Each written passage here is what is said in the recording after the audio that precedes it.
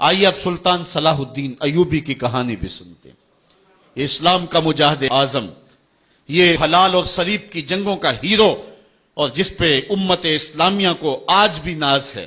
اس کے زمانے میں ریجینالڈ بدبخت ایک انگلستان کے شہزادے نے حاجیوں کے قافلے کو روک لیا اور ان کا سامان لوٹ لیا۔ انہوں نے کہا ہم حج پہ جا رہے ہیں، تو نے ہمارا سامان لوٹ لیا، ہمیں جانے دے۔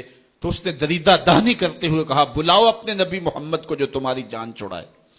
بس سلطان صلاح الدین ایوبی تک یہ بات پہنچی تو میں نے تاریخ میں پڑھا کہ وہ دانت پیستا تھا، اس کی آنکھوں میں خون اتر آیا اور اس میں کھڑے کھڑے قسم کھائی کہ جب تک اس ظالم کو کیفر کردار تک نہیں پہنچاؤں گا چین کی نیند نہیں سوؤں گا۔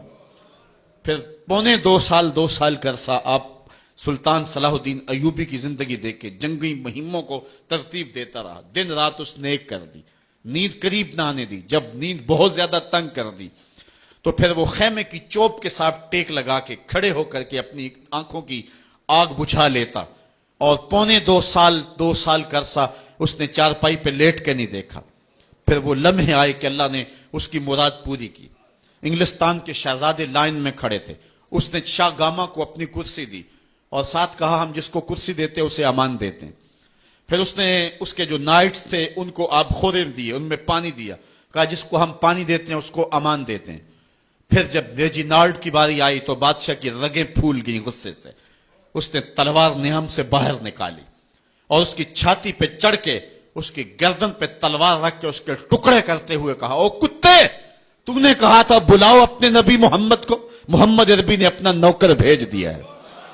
اور اس طرح اس ریجینالڈ کتے کے دو ٹکڑے کر کے رکھ دیے۔ یہ ہماری تاریخ ہے، یہ اور روشن تاریخ ہے۔